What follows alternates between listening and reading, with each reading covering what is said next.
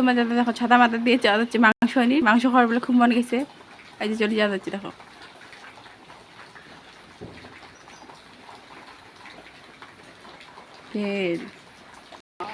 কি হয়েছে, হ্যাঁ কি হয়েছে? বাবা চলে গেলে,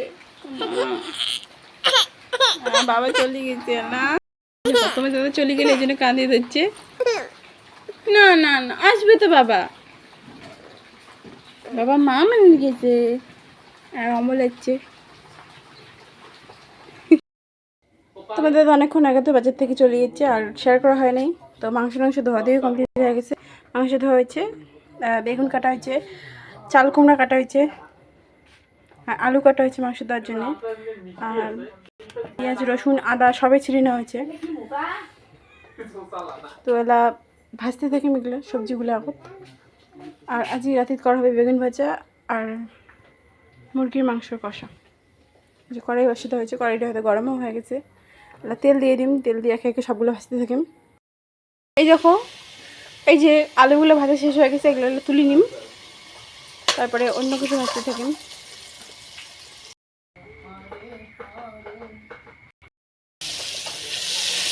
এবার চাল কুমড়োগুলো ভাজা করে নিন, বেগুন ভাজাগুলো করে নিন।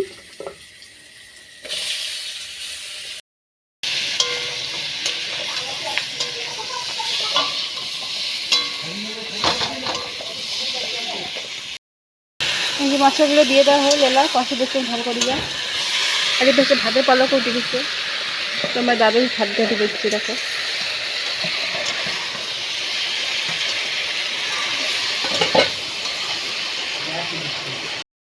এই যে মাংস জল দেওয়া হয়েছে সিদ্ধ হওয়ার জন্যে, আর এই পাশে চা বাসি দেওয়া হয়েছে। তো হতে থাক মাংসগুলো, আবার ঢাকা দিয়ে দিন। চাল কুমড়োগুলো ভাজা হয়ে গেছে, এগুলো তুলে নিই মেলা।